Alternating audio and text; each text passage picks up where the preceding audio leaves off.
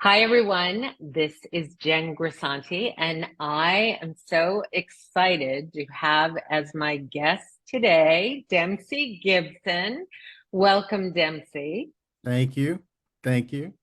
So, let me tell you how we ended up here. So, I received a post or an email message from Dempsey telling me that he had a feature spaghetti that ended up getting awards through Cannes, Venice Film Festival, being sold to Apple, Amazon. Where else was it? Apple TV, Amazon Tubi, and I think that's it for right now. It's And where that's it's it. being shown. Yeah. Amazing. So Yeah. he said, remember me, I'm the truck driver who listened to your YouTube tutorials Right. and mentioned that one day you would be here, and here you are. I 7 years mean, ago. amazing, amazing. And the fact that you have written 14 TV shows, two Mhm. feature films, a documentary. Mhm. You went from truck driving in North Carolina Mhm. to living in LA for the Mhm. last 3 years. Right. So fill in the blanks for me. I want everyone to hear how the dream happened. So I would love for you to fill in the blanks. Well, first off, let me say thanks a lot for having me on the show. And like I said before we started taping, this is a surreal moment for me because 7 years ago was when I started listening to your tutorials in the truck while I was driving. I was working as a professional musician, but for the day job, I would drive a truck and deliver packages. And one of my routes was from South Carolina to North Carolina, which was about a 2 hour ride. So I started listening to your YouTube tutorials then because I was really interested in writing. And for whatever reason, it resonated with me. Hmm. It just did. And I still listen to those same tutorials today. I used one of Oh, them before a pitch meeting because you had one tutorial about, what to do at a pitch meeting or to show warmth before the meeting and all that. And I used that and it worked. So thanks a lot for I that love too. it. I love it. That's but um, great. but yeah, I was listening to those tapes and when I started first writing, I wrote my first show in 20, I think it was 2010 was when I wrote the first one. It's a television show called The Dearly Departed that I really, that's in my arsenal to put out there. But I got really good reaction from it from a lot of people, and I thought, man, I think I might have a talent for this. And then a few years later, my mom got sick with Alzheimer's. So I gave up everything I was doing to take care of her because I didn't want to put her in a home if I could help it. So I wanted her to be at the house. Oh, And when I did that, I was her primary caregiver. And so it was like my mom turned into my daughter, and you can't leave a 5-year-old alone. So when I would put her to bed at night, I'd start writing, and that's how I wrote those 14 shows. I was with her for like 4 years before she passed away, and I wrote all of that in that 4 year period. Um, and so I had this when she passed away. I thought, it's now or never. I'm either going to try and live this dream or I'm not. And I was still listening to your tutorials and a few others, and I thought, it just felt right. It felt like this was the time for me, even though it was a pandemic, even though my house was paid for and everybody said I was crazy. I sold the house, I packed up my car, and I headed west. And I did not know a soul here, nobody. wow. I had some writing partners that I had worked with, like for Spaghetti. Um, he was in LA, but then he moved to Arizona. And so I knew And that's Marcus, Marquise, Marquise, Marquise Moore. right? And so I didn't know anybody here, but I just felt like it was time. I came out. I started making phone calls. I started networking. 6 or 7 months after I got here, I got my first option deal on a comedy series that I wrote called Inherent Problems with a studio here in LA. And I met her, Darcy Donovan. I met her through LinkedIn. That's how I met her. Amazing.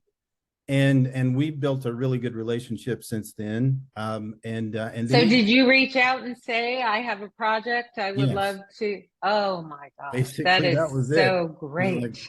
hi, I'm from North Carolina.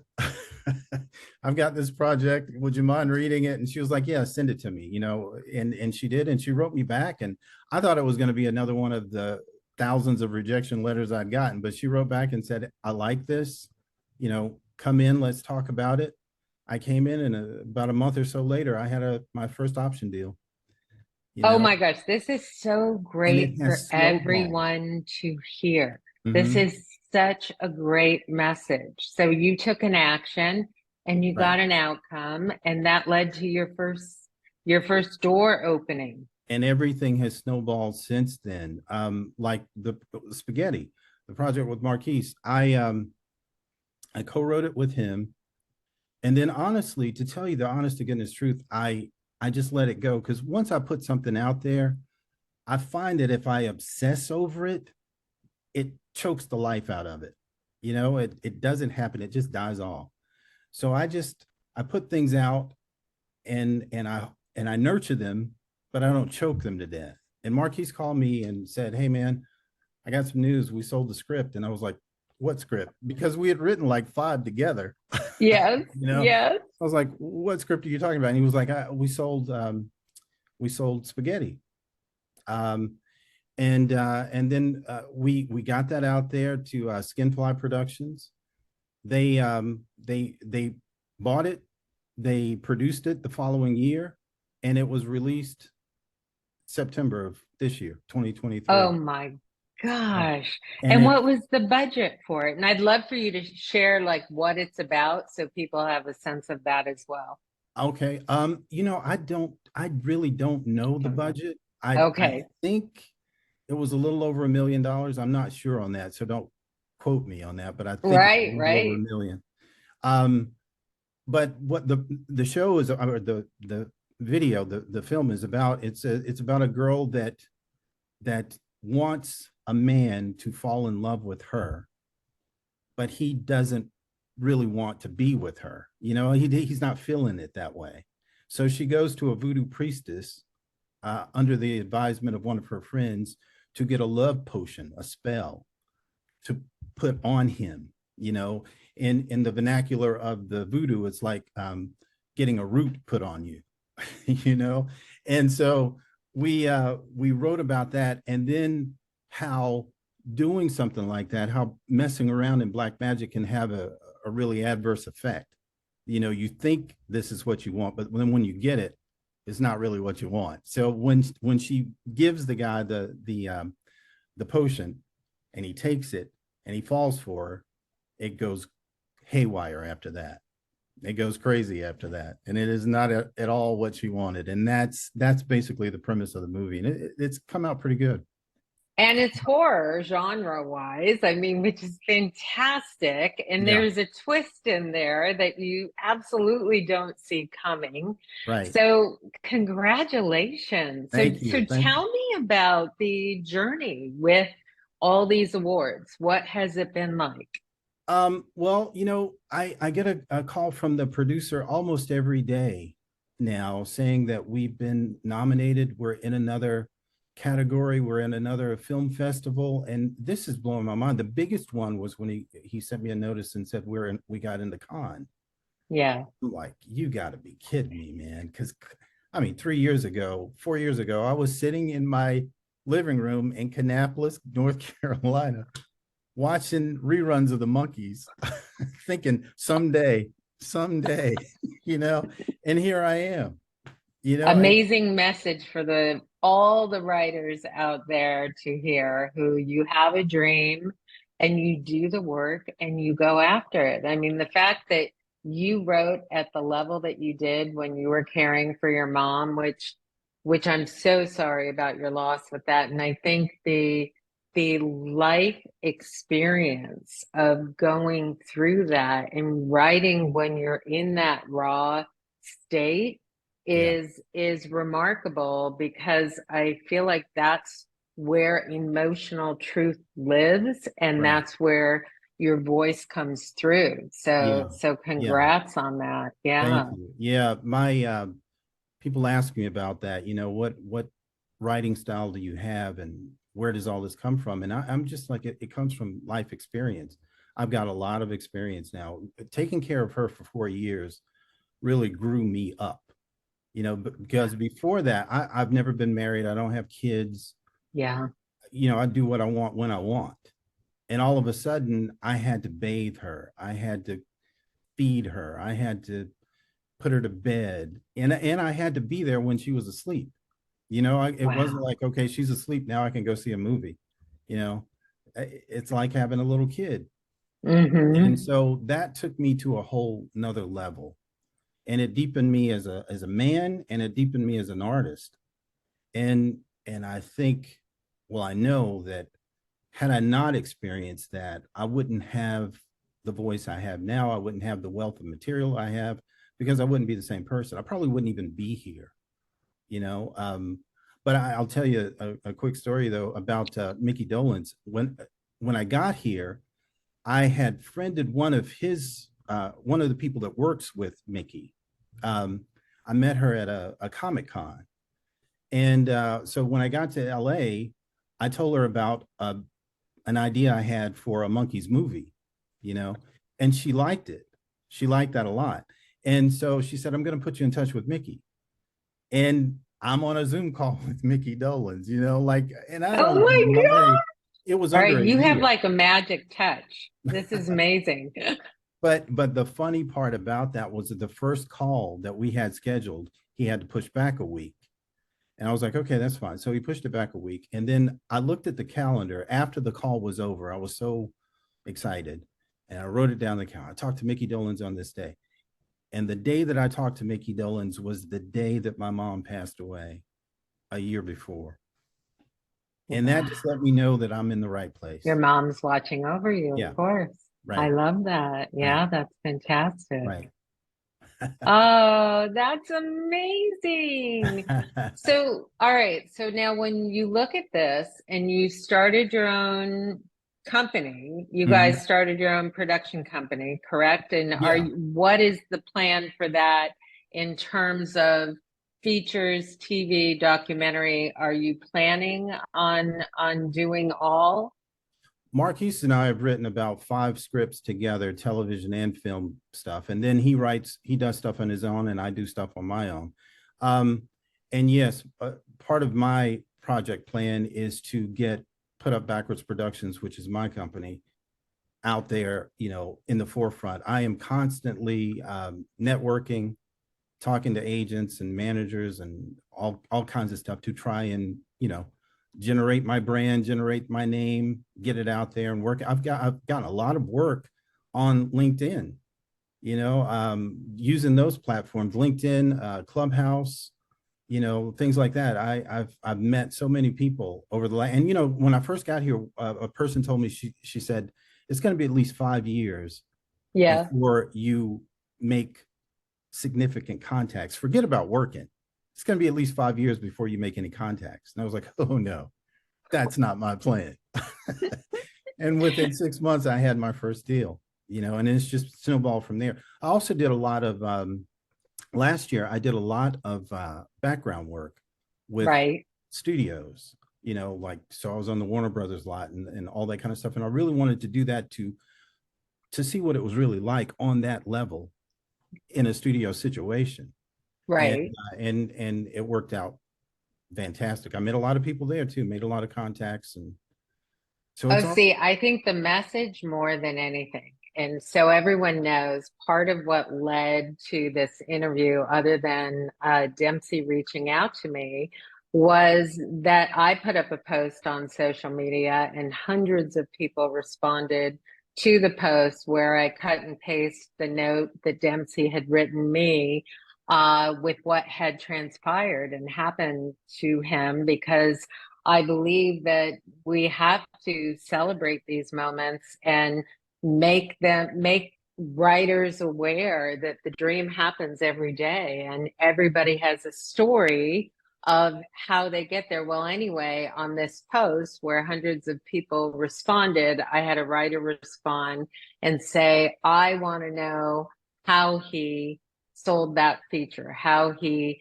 did it. And that's what led us here. So the fact that you're giving so much great advice in terms of you came here and within 6 months because of your rallying. And I've noticed you on social media, like you are a poster. You are a person who is out there to just take action and make people aware of the brand, and that's what it takes. So the fact that Absolutely. all of this is happening to you because you are doing the work, and because I think the fact that you took the time with your mom's illness to write and had all of that before you made the move, and Mhm. then you made the move knowing that you had so much to share with the world Right. with what you had written Right. is tremendous. Right. And there's even more. I've been writing even more since I've been here, with all the experiences that I've gone on, just being in LA. I got here and I found out that people were betting against me to even make it here, to even Wow. arrive in LA. And quite honestly, I use all of that stuff in my work now. Yes. And quite honestly, too, I believe in divine intervention because I was so overwhelmed. Keep in mind, I'm from a town of 36,000 people. Okay.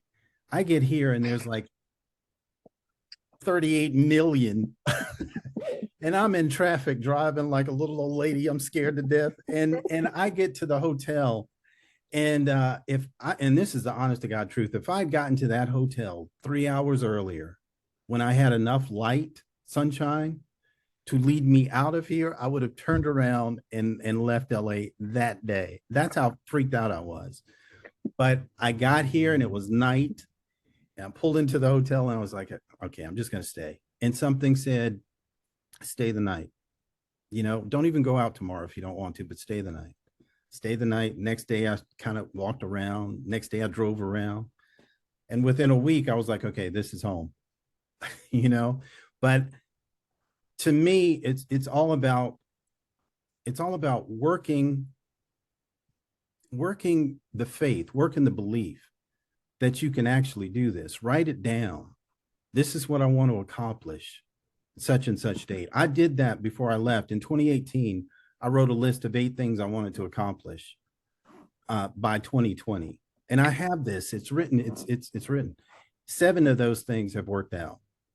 And one of those Unbelievable. I things mean, was not unbelievable, believable, because you put it out to the universe. I'm all about right. the idea of that. So Right. that is incredible. Yeah. Yeah. So I feel really lucky. I feel really blessed. I feel really excited. Every day I wake up and I'm just like, okay, what's next? What's next? Where are we What can going I now? celebrate now? I love it.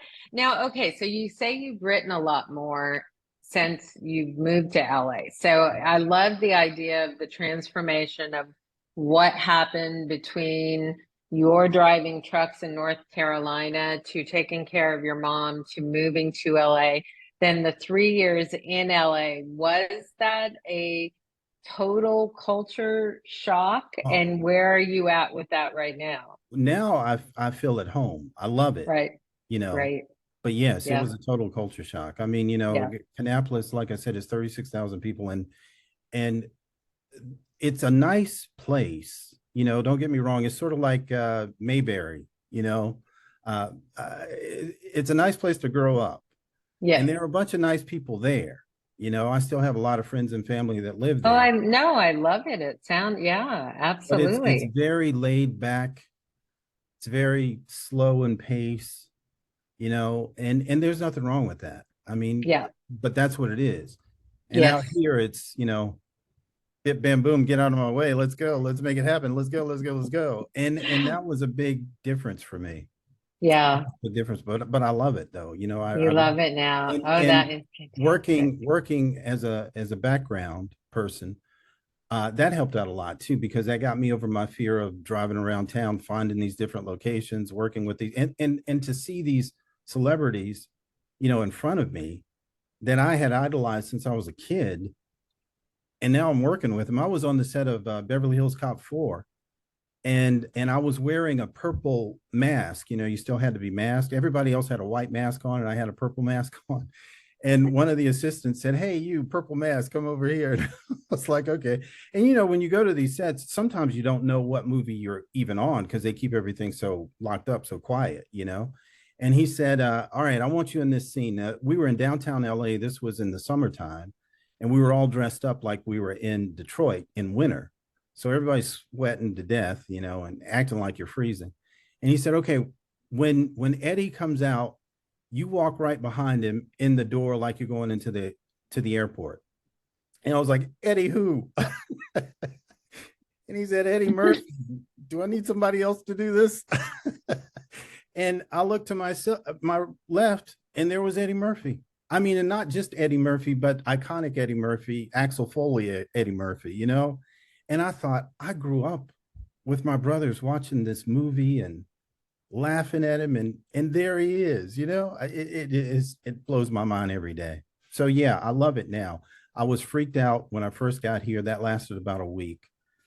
And it was a sense of, not only was it overwhelming, the just the scope of LA and the people, I mean the size, but it was also the feeling of, I am really alone. I have really put everything on the line. I have no family here. I have no friends. My mom is gone. You know, this is it. Everything is on But the that vulnerability, and I think when the stakes are that high, I feel like that ignites ambition even more. So line. I think that I'm sure was part of what led you to do everything that you're doing. Let me ask you a question. So personality trait wise, because I think it's good for all writers who also have to move beyond their fear Right. and go into the unknown. What would you say is a personality trait that you have that you feel contributed to you being where you are right now? The fact that I never give up. My Yeah. mom, my aunt Adelaide, everybody that knows me, they all say the same thing. You've never given up, even when you were a little boy. I called my aunt Adelaide not too long ago when we got into con, and I told her about that, and she was just like, she started crying, and she was like, "You know what? Ever since you were a little boy, you never give up on anything that you love, you know." And Yes. that's my, if I have one thing that contributes to any kind of success, that's it. I just don't quit. I Yes. don't. Which is huge, huge. I think determination, and I can tell from your posts, like when your friends write things on it, like it couldn't happen to a better person, or this or this or that. I think it's so revealing to your determination of getting and knowing where you wanted to be and believing that you were going there. And that's true. I mean, a lot of those friends I've known since elementary school. When I lived in Atlanta, Mhm. we went to Walter F. White Elementary School together, and these kids have known me our entire lives, and a lot of them, are junior high school friends too, and that means Yeah, a lot to me. yeah. That I mean, I've had some even invest in a couple of scripts that I've written, Yeah. because Oh, they see, I they love that. believe Yes. in me so much, and that blows me away. I mean, Yeah. it's just, you can't get any better than that, you know? All right. So, see, this makes me so happy. I'm so happy for all of you to hear Dempsey's story from going from, I don't even want to say non-belief to belief, but really going from having a dream to utilizing belief to get you to the outcome. and congratulations on Thank you. spaghetti. And I can't wait to see what happens with it. And I am so excited to post this interview so that writers can go, how did it happen for him? And how can I make it happen for me? Which I Right. believe is what it's all about. Yeah. Everybody sharing their story of how they made the dream happen. Yeah. Yeah, exactly. If I've helped anybody, I feel really good about that. And thank you so much for inviting me on and Oh, thank talking to me you. to that. I mean, it really is. It 7 years ago, you were a picture on YouTube, and now I'm talking to you. It just blows my mind. See, that is what transformation is about. That's what doing the work is about. And that I always say to my writers when they'll say, "Oh, I'm so intimidated to go into a meeting or this and this and that." And I said, "No, just know anybody you're going to meet with, we're all the same. We all share the passion for the dream. We're just at different places in Hmm. where the dream is happening. Right. So everyone is the same. And I think going in with belief and going in with a point of view, which you clearly have, and making it happen and doing stuff like you did with the background work as a way to put you around the type of people of where you wanted to be. That was also huge. That Yeah. was huge. So Yeah. everyone take note, and especially the writer who put the comment, I want to know how Dempsey did this. This is how Dempsey got to where he is. And I know that you are going to make even bigger things happen from this point on because I can just sense with everything you're doing. So, congratulations. Thank you so much. Thank you very Uh, much. you got it. Thank you, Dempsey.